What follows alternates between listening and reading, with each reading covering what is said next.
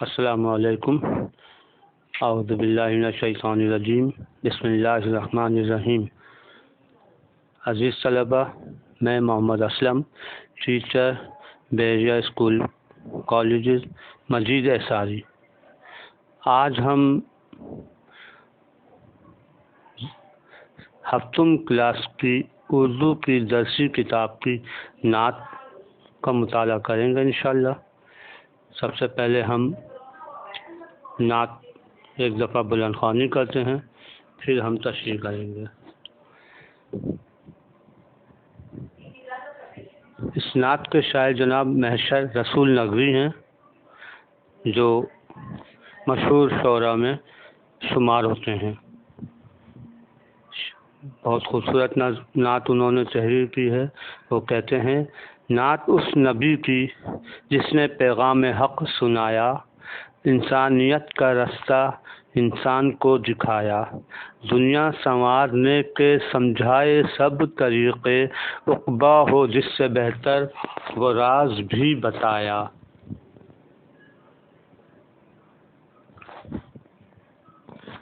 نور اس کا سب سے پہلے پیدا کیا خدا نے، بزم جہاں میں لیکن آخر میں سب سے آیا۔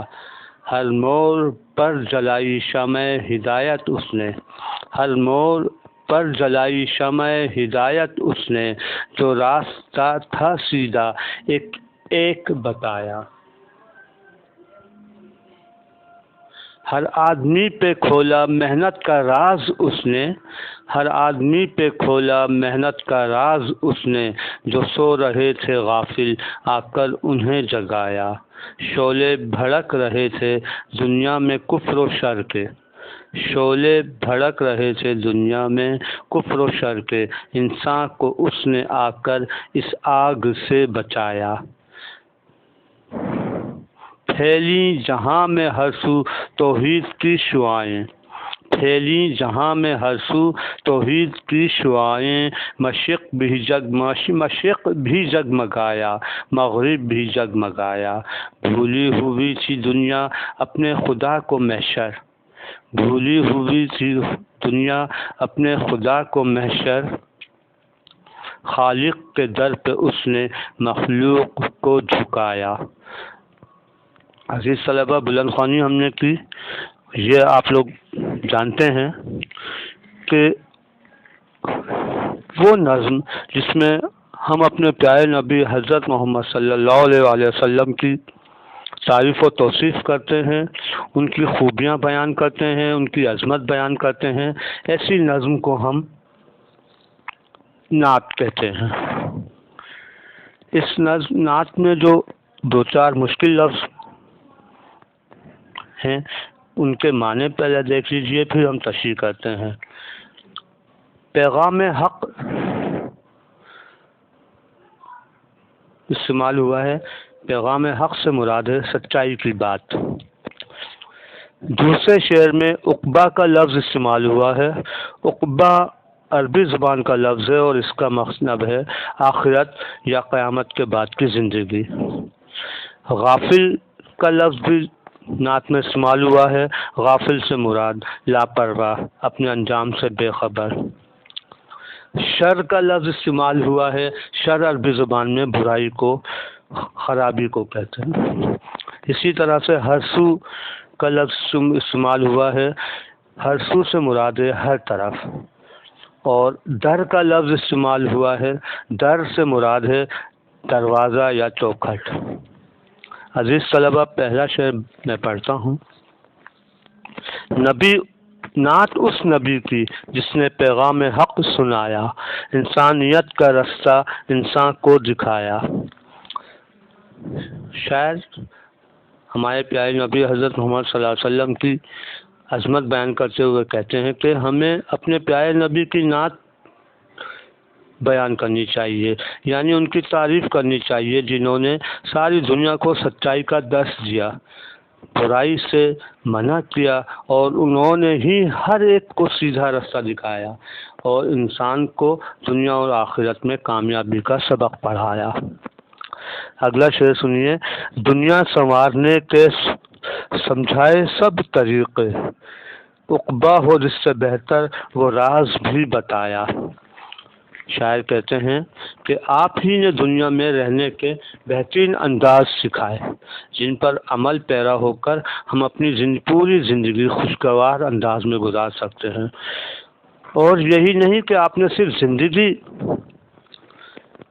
خوبصورت بنانے کا طریقہ سکھایا، آپ نے آخرت میں سرخرو ہونے کا بھی بھید ہم پر کھول دیا، جس کے ذریعے ہم جن پر عمل پیرا ہو کر ہم ابدالآباد تک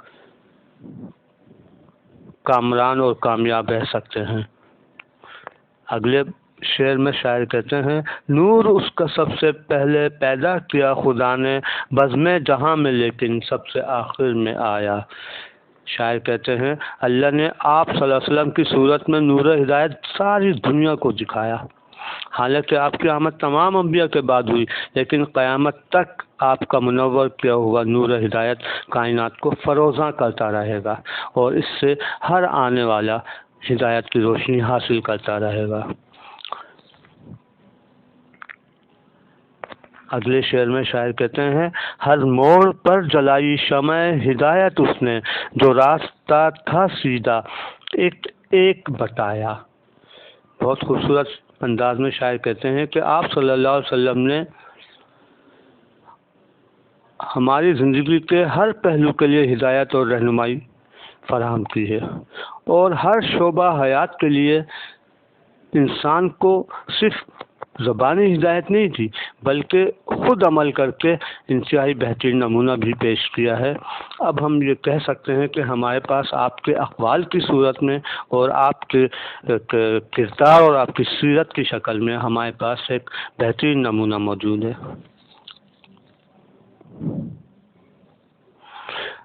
پھر اگلا شعر کہتے ہیں شاعر، ہر آدمی پہ کھولا محنت کا راز اس نے، جو سو رہے تھے غافل آ کر انہیں جگایا۔ آپ صلی اللہ علیہ وسلم نے ہر انسان کو زندگی گزارنے کے لیے رہنمائی فراہم کی ہے، کوئی حکمران ہو یا کسان، آجر ہو یا تاجر، استاد ہو یا طالب علم، والدین ہو یا اولاد، عام انسان ہو یا خاص انسان، غریب ہو یا امیر، آپ نے ہر ایک کے لیے بہترین رہنمائی فراہم کی ہے اور ہر ایک کو آپ نے سیدھا راستہ دکھایا ہے۔ اگلے شعر میں شاعر کہتے ہیں، شعلے بھڑک رہے تھے دنیا میں کفر و شر کے، انسان کو اس نے آ کر اس آگ سے بچایا۔ شاعر کہتے ہیں کہ آپ کی آمد سے پہلے ساری دنیا برائی، ظلم و زیادتی اور ناانصافی سے بھری ہوئی تھی۔ ہر طاقتور نے دوسرے کمزور کی زندگی اجیرن کر رکھی تھی۔ آپ نے اپنی بہترین تعلیمات اور اخلاق حسنہ سے دنیا کو امن و آشتی کا گہوارہ بنایا اور ہر ایک محفوظ و مامون ہو گیا۔ اگلے شعر میں شاعر کہتے ہیں، پھیلی جہاں میں ہر سو توحید کی شعائیں، مشرق بھی جگمگایا مغرب بھی جگمگایا۔ شاعر کہتے ہیں کہ آپ نے اپنے عمل اور اپنی تعلیمات اور اپنی دکھائی ہوئی راہ ہدایت سے کسی ایک قوم، علاقے یا ملک کو فیضیاب نہیں کیا، بلکہ ساری کائنات اس سے یکساں جگمگ ہوئی اور قیامت تک آنے والوں کے لیے آپ کی تعلیمات اور آپ کے اخلاق حسنہ مشعل راہ ہیں۔ اگلے شعر میں جو ہماری نعت کا مقطع ہے، شاعر کہتے ہیں، بھولی ہوئی تھی دنیا اپنے خدا کو محشر، خالق کے در پہ اس نے مخلوق کو جھکایا۔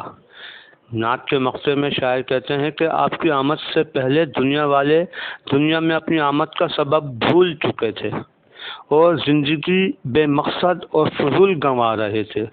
یہ آپ کا حسن اعجاز ہے کہ آپ نے انسانیت کو اس کا بھولا ہوا سبق یاد دلایا اور تمام باطل ادیان کی نفی کر کے ایک اللہ کے سامنے سر تسلیم کرنے کی تعلیم دی، جو دنیا اور آخرت میں کامیابی کا ذریعہ ہے۔